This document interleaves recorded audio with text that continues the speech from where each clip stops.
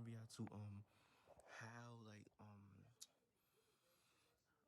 one hit wonder murder trial, Hurricane Chris, or how he nearly lost it. Yeah, y'all remember like Hurricane Chris, Bay, like and he beat looks like he beat it. He beat his shit, so about to watch. In 2007, there's a good chance you would hear it to the tune of A Bay Bay by Hurricane Chris. The rapper thrived in the ringtone market in the late 2000s, but then felt the wrath of the fickle music industry. More recently, he was just facing a murder charge and 20 plus years behind bars.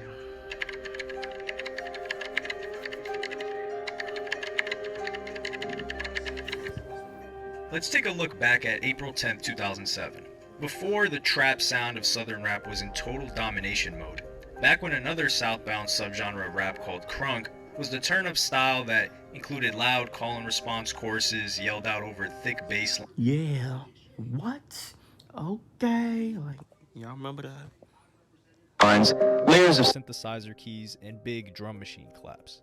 Crunk was popular. Niggas was dancing and shit. This is way before niggas was getting started, bro. Doing like they was doing a dab and all that shit. The quit, the Quan, Millie Rock. By plenty of well-known rap acts like Memphis Trio 36 Mafia, Atlanta DJ and producer Lil Jon, and others. This niche genre became mainstream with hits such as Right There by Chingy and Slow Motion by Juvenile featuring Soulja Slim. Then everybody and anybody heard of Yeah by Usher alongside Lil Jon and Ludacris. A big part of this movement was also Hurricane Chris, who was named after his hurricane-like rap cadence. His debut single, A Bay Bay, was really the anthem of sweaty dance floor partygoers in the South. The phrase A Bay Bay came from a chant a local club used to introduce Hurricane Chris's DJ. It peaked at number 7 on the Billboard Hot 100 charts and at number 3 on the rap charts. It blew up big enough to demand a remix that was overflowing with guest vocals from Jadakiss, The Game, E40, Lil Boosie, and Angie Loke. There were even artists other than Hurricane Chris who made their own remixes of A Bay Bay to catch some shine from the song's heat. From A Bay Bay onward, Hurricane Chris's wave was soaring higher and higher as he went on to work with other producers like Atlanta's Mr. Collie Park, who was known for his work with the Yin Yang Twins. During the 2000s, a major get-rich revenue stream was the sale of popular songs shortened into ringtones. And with the rise of music streaming, ringtones provided an entirely new cash cow for artists, music streaming being illegal pirated music at this point in time. For Chris, this newfound fame was a lot to take in. I think it happened so fast that I didn't even get a chance to realize what was going on. They picked me up from Shreveport, Louisiana, and nobody knew who I was. Within a month of being on the tour bus, I'm stopping at hotel rooms and my video is on TV every time we look at a TV, or every time we turn on the radio. I'm on the radio. It was a lot for a youngster. Then there was the official A Bay Bay music video that rose up to number 1 on BET's 106 & Park TV show. Chris's mixtape Louisianimal would come out in 2007, August, alongside his full-length album 5150 Ratchet in October 2007. That would be underwhelming in terms of chart position at number 24 on the Billboard 200 charts. Along with follow-up singles The Hand Clap and Plays Rock, it looked like nothing but glory days were potentially ahead for Hurricane Chris if he was able to make a comeback on this massive hit. However, the chaotic Y'all remember niggas was wearing back then was wearing like long like baggy shirts and big ass shirts, and then niggas was wearing big ass pants, and niggas was wearing big ass like chains and shit. Y'all remember those days, bro? Would y'all like wear those shits again? Let me know, bro. uncontrollable nature of fame was something Hurricane Chris, who was only 18 years old the day his debut album came out, would struggle with. When he was around 17, 18, he said he was driving a Lamborghini Gallardo, but since the insurance was crazy expensive, he would let it go. Chris even stated that he blew right through $300,000 to $400,000 in a single month. Instead of getting stuck in this phase of easy come, easy go, he started investing in real estate, which included his decision to purchase 2 halfway houses. He would tell Vice, "I did that and I had 2 halfway houses, like for rehabilitating people who were coming home from jail. It was really something I wanted to do to help the community and be able to help people that was going through their situation because I had a father who did jail time. He came home. and our focus was to get him back on his feet and up and running. So that really made me want to help people coming home, because it's real hard. When you're coming home with a criminal history, to get back productive and into society, you can't get a job, and people look down on you. There was a 2-year gap between Hurricane's first album in 2007 and his sophomore album, Unleashed, dropping on December 21st, 2009.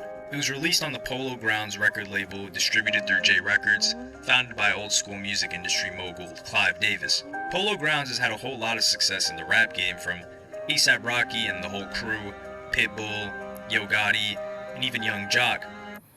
And no funny shit, bro. I ain't gonna lie, I was never a big fan of Pitbull. Just wanna throw that out there. I was never, ever a big fan of Pitbull. I always thought he was dirt. I ain't gonna lie. The music was dirt. I ain't gonna lie. Despite the track record of this label, though, Hurricane Chris's second album would be a massive fall off. With Unleashed, Hurricane would drop his first single, the track Halle Berry, named after the Hollywood actress. For the remix to Halle Berry, he followed the first formula of the single. Hey Baby piled on a large list of special guests, everyone from Pitbull, Ludacris, Yo Gotti, Young Jock, and a couple of others. Despite sticking to the same formula, the numbers weren't looking as good as the first hit. While Hey Baby peaked at number 7, Halle Berry peaked at number 52.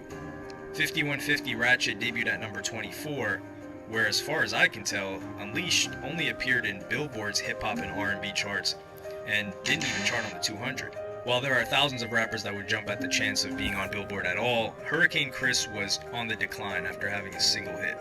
And for whatever reason, the sophomore album would become his last. If you were singing along to Hurricane Chris music when he was sitting at the top of the music chain, it might have come as a shock to you when he suddenly vanished after releasing only 2 albums. There may have just been some behind-the-scenes elements that contributed to Hurricane Chris' disappearance from the spotlight. Apparently, he had a disagreement with the CEO of his former record label that may have led to some levels of blocking future music industry opportunities. Without a label, he released some mixtapes. His post-Polo Grounds mixtape releases included Louisianimal Part 2, Part 3, Part 3.5, and Category 5, all of which came out in 2010. Caniac would come out until 3 years later in 2013, then more extended gaps continued with Hurricane Season in 2015 and King Kane in 2017. Between 2010 and 2013, the independent version of Hurricane Chris hopped on songs with people like Trey the Truth, The Game, Lil Snoop, and Soulja Boy, but the buzz wasn't there. Even if the name Hurricane Chris is a little foggy to some rap fans because it was either before their time or way after it, there's one thing that's connected to Hurricane Chris that they may recognize right off the bat. He helped to popularize the slang term ratchet, used to describe someone with loose, carefree behavior who doesn't have any concern for what people may think or the law. Not only was the word ratchet a part of his first album title, but the phrase got an entire Hurricane Chris song dedicated to in 2014 with the song Ratchet with Lil Boosie. During 2015 and beyond, though, most of the attention that Hurricane Chris was getting in the media had nothing to do with his music. In July 2015, Hurricane Chris was oddly enough complaining online about rappers who use the internet to complain about rappers. He spoke about a situation that had nothing to do with him, stating that the beef between Drake and Meek Mill should have been handled on a personal level and not by pitting their fans against each other. As far as internet feuds were concerned, Hurricane Chris seemed to have forgotten that he had his own slight one with Kodak Black when Kodak hopped on Instagram that same year and said that he wanted to physically fight Lil Wayne. Hurricane Chris quickly showed Wayne some Louisiana love and was one of several rappers who defended Lil Wayne against Kodak Black's comments. Hurricane Chris even said that he was willing to fight Kodak himself on behalf of Wayne. Kodak Black then posted a short video on Instagram that referred to Hurricane's song Ay Baby that was around 8 years old at that point, and still Chris's only platinum hit. This would be followed up by Hurricane Chris Don't Play With Me, which was a diss towards Kodak Black that got a couple million plays on World Star Hip Hop. Despite being unsigned for years, he was still a rapper that people would tune in when he did something. But when you move Hurricane Chris' timeline 5 years forward from that moment, things changed drastically. On June 19, 2020, police responded to a shooting at a Texaco gas station in the 2600 block of Hollywood Avenue. The victim was found with multiple gunshot wounds inflicted on him.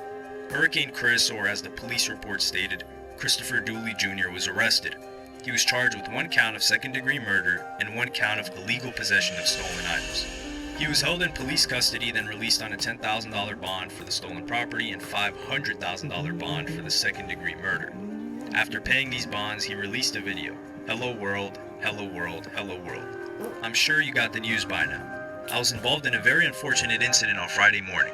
A very unfortunate incident. I want to thank everybody who's been praying for the family of the deceased and everybody who's been praying for my family. Sadly, the gunshot victim connected to this event did not survive. Danzaria Ferris Jr. was pronounced dead at Ochsner LSU Health Hospital at 32 years of age. Hurricane Chris told the cops that the shooting was in self-defense and that the man he put bullets in was attempting to steal Chris's car. However, surveillance footage contradicted Hurricane Chris' recollection of events. Chris had a Mercedes sedan that had allegedly been stolen from the state of Texas. 4 months later, it was reported in the news that Hurricane Chris was charged with murder, and 4 other murder indictments in the Shreveport area were reported, which were presented as a bloody crime wave sweeping through the area.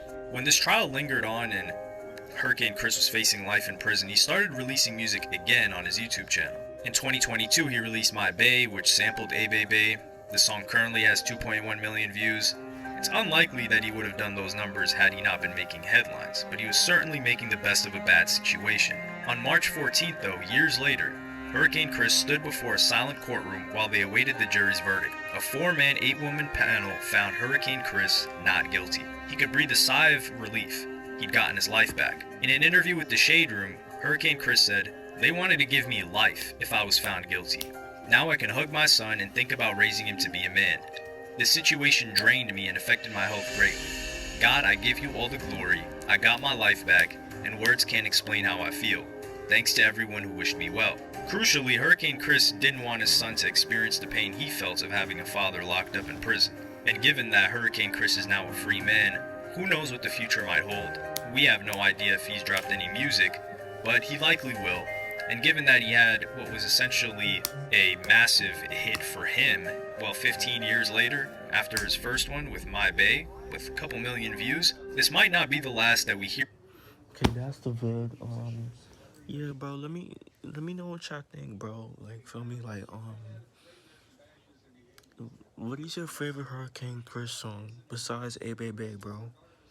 What is your favorite Hurricane Chris song? Feel me? Like, just comment down below. I mean, share, like, comment, subscribe, beyond the vibes. So we're just checking out you are.